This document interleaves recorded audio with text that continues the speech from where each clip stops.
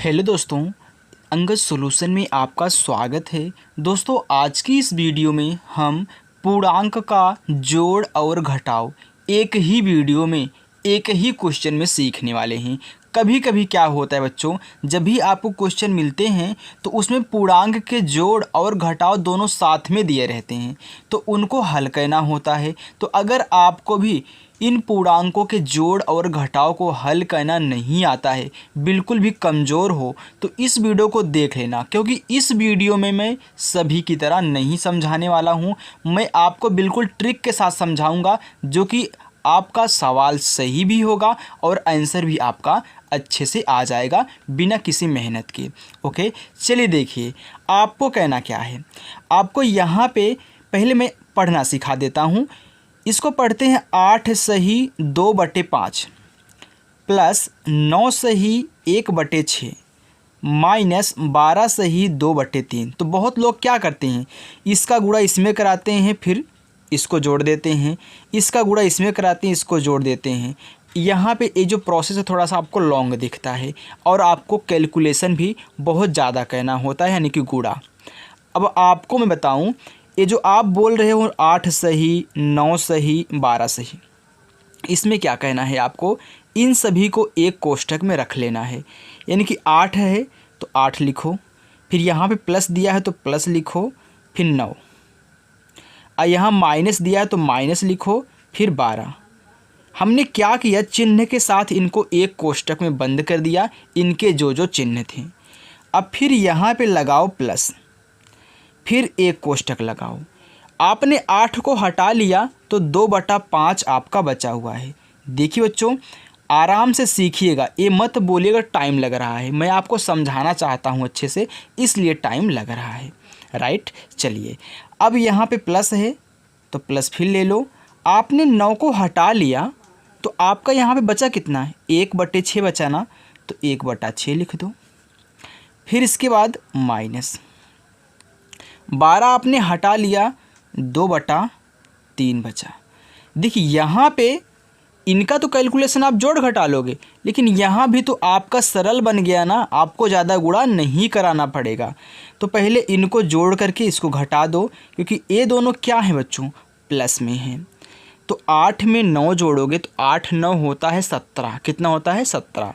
तो 17 में से आप 12 घटा दो, इतना तो 17 हो गया। अब 17 में से आप 12 घटाओगे तो आपका बचे कितना, 5। तो 5 बच गया। मैं इसको कोष्ठक से बाहर कर दिया 5 को।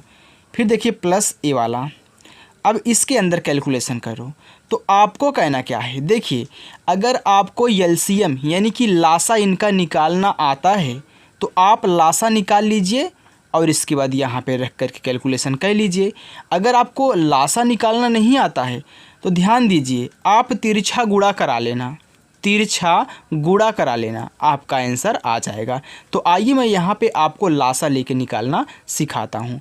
तो आपको कहना क्या है, 5 का 6 का 3 का यहाँ पे एलसीएम यानी कि लासा ले लेना है। आप देख रहे हो बच्चों, इसमें एक सम संख्या आपको दिख रही है, क्या है, 6। तो 2 से काटोगे 5 नहीं कटेगा, उतार लो। लेकिन 2 तिहाई आपका 6 हो गया, 3 नहीं कटेगा, इसे उतार लो।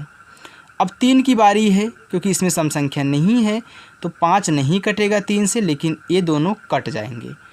फिर इसके बाद 5, 1 के 5 हो गया। यानी कि इन सभी का आपस में गुणा करा लो, आपका एलसीएम निकल के आ चुका है। तो 2 तिहाई 6, 6 पचा 30, यानी कि 30 आपका क्या है, एलसीएम, यानी कि बच्चों जिसको हम बोलते हैं लघुत्तम या फिर लासा बोलते हैं। इतना तो समझ गए ना। चलिए रेखा खींच लीजिए, नीचे जो एलसीएम आया है इन सभी का रख दीजिए। मैं नीचे क्यों रख रहा हूँ, क्योंकि नीचे वाले के ही एलसीएम है। अब देखिए 5 का पहाड़ा पढ़िए, कितनी बार में 30 आता है, यानी कि बच्चों हम 30 में क्या कर रहे हैं, 5 का भाग दे रहे हैं। तो 5 6 के 30 होता है ना, 6 बार गया ना, तो जितनी बार जाए उसका गुणा इसके अंश में करा के यहाँ पे लिख दो। तो 6 बार गया है तो 6 दूनी 12, यहाँ पे 12 हो गया। फिर प्लस, अब फिर 6 का पहाड़ा पढ़िए, कितनी बार में 30 आएगा, तो 6 पचे 30 होता है, 5 बार में ना, तो 5 का गुणा 1 में, तो 5 हो गया। फिर माइनस 3 दहम में 30, 10 बार गया ना, तो 10 का गुणा 2 में आपका हो जाएगा 20। चलिए अब आप अपने आंसर की तरफ पहुंच चुके हैं। देखिए बच्चों, ये दोनों प्लस प्लस में ही इनको जोड़ लो, तो 12 में 5 जोड़ोगे 17 हो जाएगा। और यहाँ पे क्या है 20 है, ए माइनस में, यानी कि ए वाला क्या है बड़ा है। तो 20 में से 17 घटा दो, कितना आएगा 3 आएगा।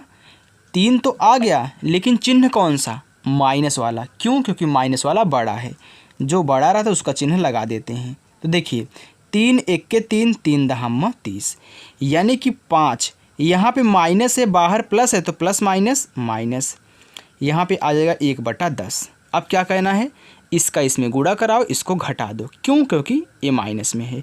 तो 10 पचे 50, 50 में 1 घटाओगे तो हो जाएगा 49/10। ये आपका आंसर हो गया।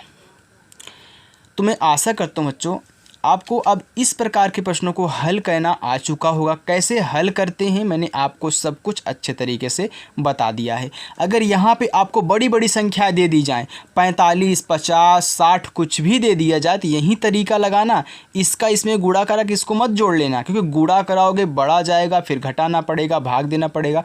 इससे अच्छा है बड़े बड़े वाले को एक साथ ले लो और छोटे छोटे वाले को एक साथ ले कैलकुलेशन कर लो, और लास्ट में ऐसे ही कर लेना।